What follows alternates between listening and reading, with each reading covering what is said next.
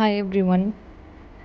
இன்றைக்கி நம்ம லேப்ரோஸ்கோப்பி பண்ணும்போது இந்த பேஷண்ட்டுக்கு வந்து ஒரு ஸ்பெசிஃபிக்கான யூட்ரஸோட ப்ராப்ளம் இருந்தது. ஸோ என்னன்னு பார்த்திங்கன்னா, இது ஸ்கேன்லேயே நம்ம கண்டுபிடிச்சிட்டோம்.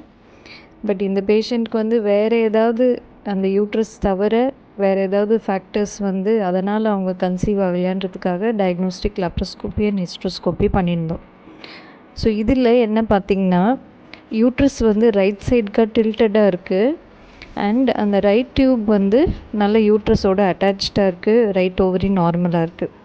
பட் அதே பார்த்திங்கன்னா லெஃப்ட் சைடில் அந்த ஒரு சின்னதாக வந்து ருடிமெண்ட்ரி ஹார்ன்னு சொல்லுவோம்.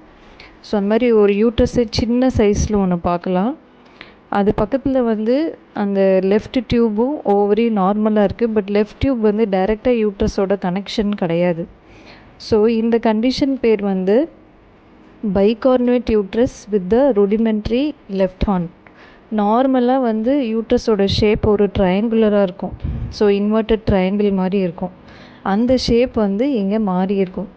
ஸோ இந்த ப்ராப்ளம் வந்து அந்த அந்த பேஷண்ட் பிறக்கும் போதுலேருந்தே இருக்கும். இந்த மாதிரி யூட்ரைன் அனாமலிஸ் வந்து பேபி நிற்கலை அப்படின்னு சொல்லி அவங்க வந்து ட்ரீட்மெண்ட்டுக்கு வரும்போது தான் நம்ம வந்து இதை கண்டுபிடிக்க முடியும்.